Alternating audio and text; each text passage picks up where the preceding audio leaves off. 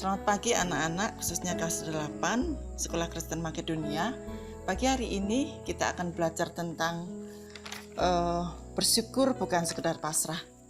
Kalau beberapa waktu sebelum kalian pulang, kita sudah membahas tentang pengertian bersyukur atau definisi bersyukur. Bersyukur itu adalah berterima kasih kepada Tuhan. Untuk apa anak-anak? Untuk setiap apa yang Tuhan sudah berikan di dalam kehidupan kalian, dalam kehidupan kita. Kalian secara khusus sebagai pelajar, apa yang harus kalian syukuri? Kalian diberi kesehatan, kalian diberi kepintaran, kalian bisa punya teman baik, terus kemudian kalian bisa mengerjakan segala sesuatunya dengan baik. Nah, itu perlu kalian syukuri. Nah, perbedaan antara bersyukur dan menerima apa adanya itu berbeda ya anak-anak ya. Menerima apa adanya atau pasrah begitu saja tidak termasuk dalam hal yang sikap positif, itu negatif. Artinya pasrah ya sudah, menerima apa adanya, nggak ada suatu usaha. Nah, kemudian bersyukur menjadikan kita merasa cukup. Dan merasa cukup merupakan sikap positif. Nah, itu dia anak-anak ya. Sikap positif itulah yang Tuhan inginkan, yang ada dalam setiap kita semua sebagai umatnya. Kemudian selanjutnya, bersyukur juga menjadikan kita rendah hati dan tidak sombong. Dengan bersyukur berarti kita menyadari bahwa bukan kita, melainkan Tuhan yang memiliki kuasa penuh terhadap apapun yang kita lakukan. Nah, seperti itu anak-anak, bersyukur itu menjadikan kita rendah hati, jangan sombong. Nah, selanjutnya ada beberapa alasan orang tidak dapat bersyukur. Ternyata ada. Kenapa orang tidak bersyukur? Nah, yang pertama anak-anak, perlu kalian perhatikan. Yang pertama adalah dia tidak pernah puas dengan apa yang ada padanya. Manusia yang tidak pernah puas dengan apa adanya ini tidak pernah bersyukur. Kemudian yang kedua, orang ini dijangkiti penyakit mengasihi dirinya sendiri. Jadi orang yang seperti ini tidak bisa bersyukur, terlalu mengasihi dirinya sendiri. Kemudian yang ketiga, dia lupa bahwa pemeliharaan Tuhan dalam hidupnya telah dibuktikan pada masa-masa yang lampau. Artinya bahwa pemeliharaan Tuhan itu anak-anak bukan hanya sekarang atau masa lampau, tapi sejak masa lampau, sekarang dan masa yang akan datang itu Tuhan selalu memelihara kehidupan kita. Nah, orang yang lupa akan pemeliharaan Tuhan inilah orang yang tidak bisa bersyukur. Alasan yang berikutnya, yang keempat, hidupnya berorientasi pada solusi permasalahan dan bukannya pada pengenalan akan Allah. Jadi dia terpusat pada solusi permasalahannya terus, bukan pada pengenalan akan Allah. Siapa sih Allah sebenarnya? Allah adalah Maha Kasih, Allah yang akan menolong kita, Allah yang akan memberikan solusi dalam setiap masalah. Nah, orang yang tidak dapat bersyukur ini tidak tahu atau tidak berpikiran akan pengenalan akan Allah, tidak mengenal Allah seperti itu. Nah, kemudian selanjutnya anak yang kelima, alasan orang tidak dapat bersyukur, gagal mengaitkan setiap momen dengan penyertaan serta pemeliharaan Tuhan dalam hidupnya. Jadi setiap momen di dalam kehidupan manusia itu tidak mengkaitkan antara momen-momen yang sudah dilalui dengan pemeliharaan Tuhan dalam hidupnya itu. Kemudian yang berikutnya, keangkuhan hidup. Keangkuhan ini apa? Kesombongan. Orang yang angkuh biasanya tidak bisa bersyukur. Sudah jelas anak-anak ya. Orang yang angkuh itu artinya apa? Merasa mampu sendiri, merasa sanggup hidup sendiri. Makanya orang yang angkuh hidupnya ini tidak bisa bersyukur. Karena apa? Merasa bahwa dia bisa melakukan apa-apa sendiri. Kemudian selanjutnya, ia tidak sadar bahwa sebagai manusia yang berdosa, sesungguhnya tidak berhak mendapatkan kebaikan apapun di dunia ini.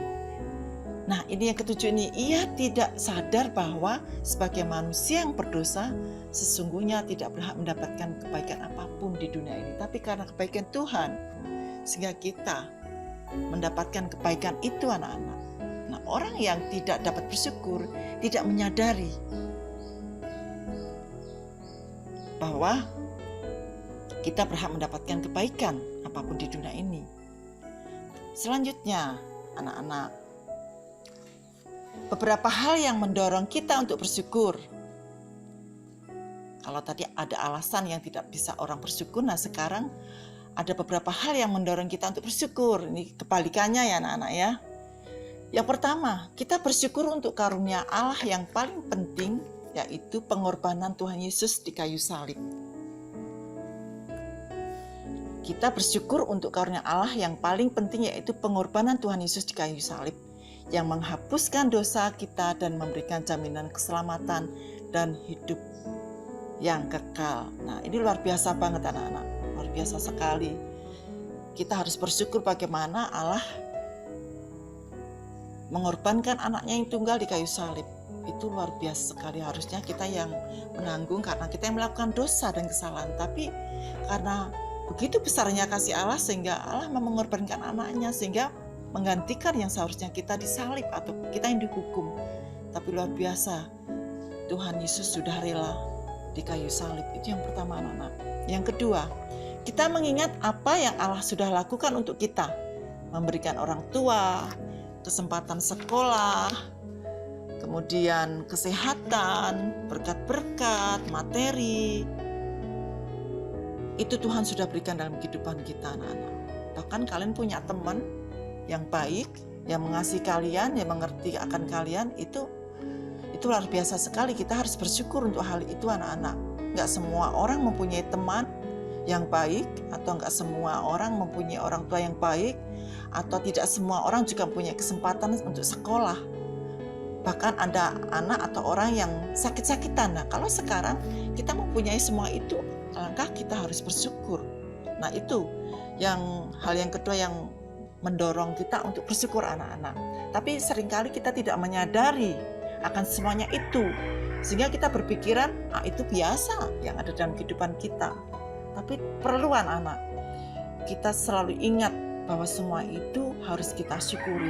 Sekecil apapun kesempatan kita bisa berteman, kita bisa sekolah dengan baik, atau kita punya sekolah yang baik, kalian bisa sekolah di sekolah Makedonia, itu kesempatan yang tidak begitu saja setiap orang punya. Tapi kalau kalian punya kesempatan untuk bisa sekolah di sini, nah itu harus kalian syukurin.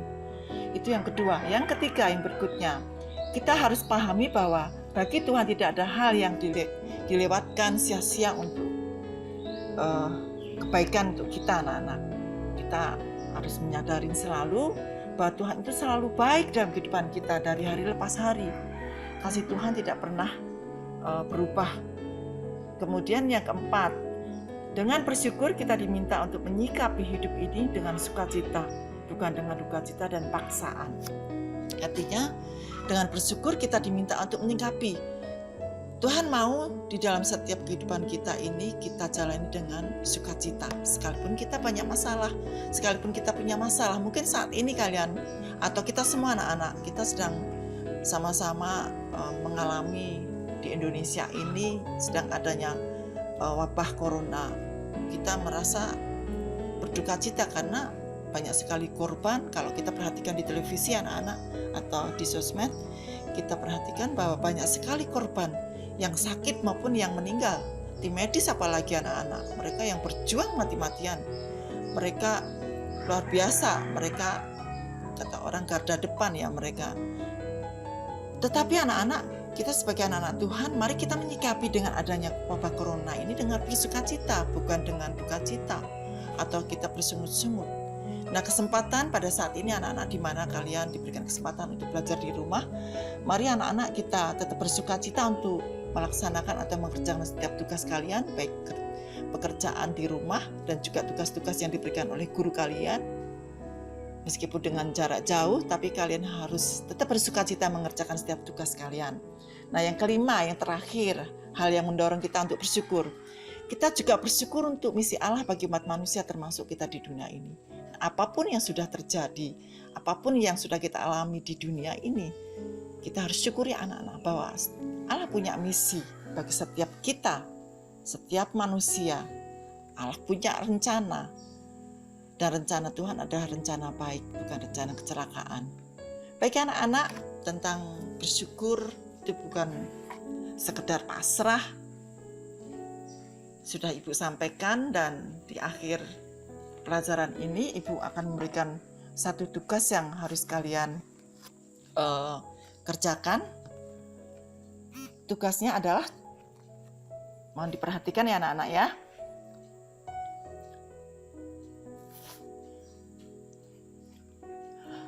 Ya, sebelum tugas ada satu hal lagi yang Ibu mau sampaikan anak-anak. Bersyukur itu merupakan suatu tindakan aktif. Artinya begini anak-anak, kalau kita bersyukur itu bukannya sekedar pasrah atau diam, tapi artinya bersyukur merupakan suatu tindakan aktif. Ini kita harus mempraktikkan apa yang sudah kita rasakan. Syukur itu di dalam kehidupan kita. Contohnya, oh aku bersyukur loh Tuhan sudah kasih orang tua. Aku bersyukur Tuhan sudah kasih kesehatan. Tidak hanya cukup sampai di situ, tapi ada satu tindakan aktif, bukan otomatis seakan-akan mengucapkan suatu mantra. Aku bersyukur, aku berterima kasih pada Tuhan. Tidak hanya itu anak-anak, tapi ada suatu tindakan nyata di dalam kehidupan kita. Nah itu baru namanya bersyukur. Nah baik anak-anak, nah tugasnya sekarang coba diperhatikan. Tugasnya adalah bertanya kepada orang tua agar orang tua kalian menceritakan pengalaman di dalam kehidupan mereka yang menunjukkan bahwa Allah adalah Maha Pengasih yang selalu mencukupkan kebutuhan mereka. Nah, tugas ini kalian buat seperti cerita atau kesaksian di selembar kertas. Nah, nanti kalian presentasikan saat kalian nanti sudah masuk di sekolah ya anak-anak. Kalian harus, kalau kalian saat ini tidak bersama dengan orang tua kalian, kalian bisa wali kalian, nenek atau kakek atau om atau tante di mana kalian sekarang ini tinggal, supaya mereka menceritakan pengalaman mereka. Nah, dengan pengalaman mereka itu nanti kalian sampaikan di depan kelas, supaya dengan pengalaman yang kalian sampaikan itu teman-teman yang lain boleh memahami bagaimana sih berkat Tuhan, bagaimana sih kasih Tuhan kepada kalian, bagaimana sih rasa bersyukur di dalam kehidupan kalian. Sehingga dengan kesaksian teman kalian, kalian mendapatkan berkat yang luar biasa. Dan kalian juga dengan berkat itu kalian selalu menyadari bahwa Tuhan Yesus selalu memberkati kalian. Oke anak-anak, tugasnya sampai di sini. Mohon diperhatikan tugasnya ya, jangan sampai lupa. Oke, tetap di rumah, tetap menjaga kesehatan. Tuhan memberkati kalian semua. Amin.